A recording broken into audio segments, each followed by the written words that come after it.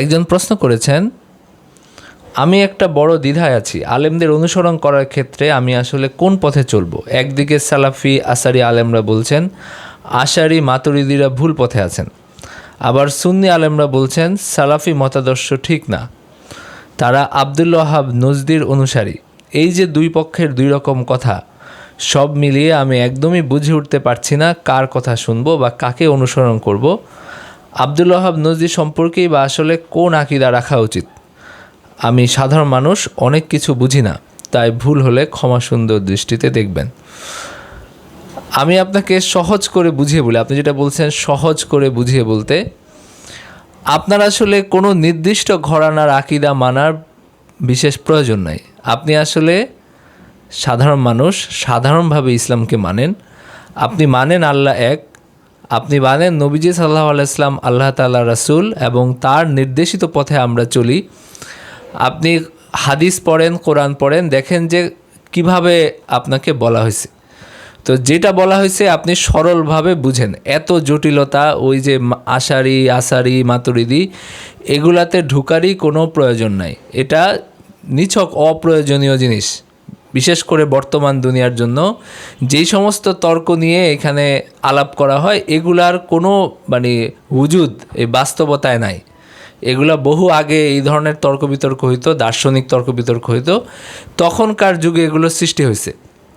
এবং আরেকটা জিনিস মনে রাখবেন যে যেই সমস্ত বিতর্ক এই ধরনের আকীদার মাযহাবে করা হয়, এগুলো না নবীজি সাল্লাল্লাহু আলাইহি ওয়াসাল্লাম জানতেন, না সাহাবীরা, তাদের কোনো এই বিষয়ে কোনো জানাশোনা ছিল।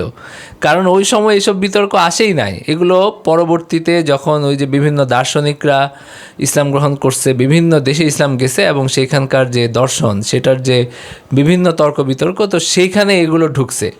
তো এখন এইটা নিয়ে 3-4টা মাযহাব হয়েছে, এটা হয়েছে ওইটা হয়েছে। আমরা খুব সহজ করে বুঝি কি, যে আল্লাহ তাআলা যেমন বলছেন এবং তার নবীজি যেভাবে বলছেন, আপনি হাদিসে জিবরিলে দেখবেন যে জিবরিল আলাইহিস সালাম এসে বলছেন যে ঈমান কি, ইসলাম কি, ইহসান কি, এবং নবীজি সাল্লাল্লাহু আলাইহি ওয়াসাল্লাম খুব সহজ করে উত্তর দিছেন। ঈমান হলো আল্লাহর উপর বিশ্বাস রাখা, ইসলাম হলো আপনার হজ করা, যাকাত দেওয়া, নামাজ পড়া, রোজা রাখা, এবং হলো আপনার ইহসান হলো আল্লাহর এমনভাবে ইবাদত করা যে তুমি আল্লাহকে দেখছো। সহজ কথা। তো এই বিষয়গুলো আপনি মানলে, জানলে এটাই যথেষ্ট ইসলাম পালন করার জন্য। এখানে আপনার আলাদা করে আল্লাহর হাত আছে কিনা, তিনি বসেন কিনা, তার শরীর আছে কিনা, এই সমস্ত তর্কে যাওয়াটাই অপ্রয়োজনীয়। আল্লাহ তাআলা যেমন আছেন সেরকম আছেন। আপনার এখানে আসারি হওয়ারও প্রয়োজন নাই, আশারি হওয়ারও প্রয়োজন নাই, মাতুরিদি হওয়ারও কোনো প্রয়োজন নাই। কোনো বিষয়ে মনের মধ্যে বিভ্রান্তি সৃষ্টি হয়, আপনি যদি এটা এড়াতে না পারেন, তখন আপনি দেখবেন যে এই ব্যাপারে আলেমদের দৃষ্টিভঙ্গি কী, তারা কিভাবে বিষয়টা ব্যাখ্যা করছেন। এটা আপনি তখন গিয়ে দেখবেন, তখন একটু পড়াশোনা করবেন যদি আপনার মনে আসলেই বিভ্রান্তি সৃষ্টি হয়। কিন্তু আপনার মনে কোনো বিভ্রান্তি নাই, আপনার মনে কোনো দোলাচল নাই, কিন্তু আপনি জোর করে আকীদার ওই সমস্ত বিষয় পড়ে বিভ্রান্তি মনের মধ্যে ঢুকানোর কোনো প্রয়োজন নাই। যেই প্রশ্ন আপনার মনে নাই, সেই প্রশ্ন মনের মধ্যে ঢুকানোর কোনো প্রয়োজন নাই। আপনি জানেন আল্লাহ তাআলা আছেন, আপনি আল্লাহ তাআলাকে অনুভব করেন, আপনি ইবাদত করেন, আপনি অনুভব করেন যে তাকে ডাকলে তিনি সাড়া দেন, তাকে ডাকলে তিনি সাহায্য করেন। এরপরে হলো আপনার ওই আসারি মাতুরিদি কোন মতে আল্লাহ কেমন, এটা জানার আপনার কোনো প্রয়োজন নাই। এরপরে আপনি আব্দুল ওয়াহাব নজদি রাহিমাহুল্লাহর কথা বলছেন। উনি অত্যন্ত বুজুর্গ একজন ব্যক্তি ছিলেন এবং ইসলাম সম্পর্কে তার নিজের কিছু চিন্তাধারা ছিল যেটা অনেক আলেমদের সাথে হয়তো মিলে না। আবার তার ওই সময়ে যখন হলো মক্কা মদিনায় শিরকের উপদ্রব বেশ বেড়েছিল, কবর পূজা ইত্যাদি অনেক কিছু সেখানে চলছিল।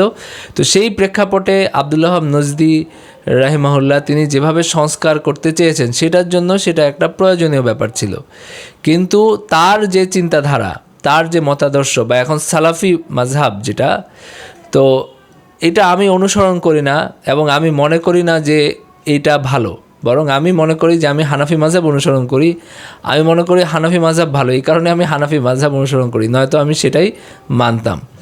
তো সালাফি মাযহাবকে গ্রহণ করার মতো আমি কোনো যুক্তি দেখি না এবং এটার কিছু আপনার হলো কিছু নেতিবাচক দিকও আপনাকে আমি বলতে পারি যে সালাফি মাযহাবের আসলে নেতিবাচক দিকগুলো কী, এবং সেখানে ফিকহের যে ঘাটতি তৈরি হয়েছে সরাসরি হাদিস অনুসরণ করতে গিয়ে, এবং হাম্বলি শাফি মাযহাবের যে আপনার আহলুল হাদিসের যে অংশটা, এখানকার ত্রুটিগুলো কি এবং কেন আমাদের হানাফি মাসলাক ভালো, এটা নিয়ে আমি একটা লম্বা বয়ান করতে পারি, কিন্তু আমি সেই বয়ানে যাচ্ছি না।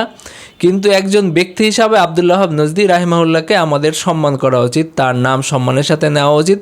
তার চিন্তাধারার মধ্যে কিছু কম ভালো, কিছু বেশি ভালো জিনিস থাকতে পারে।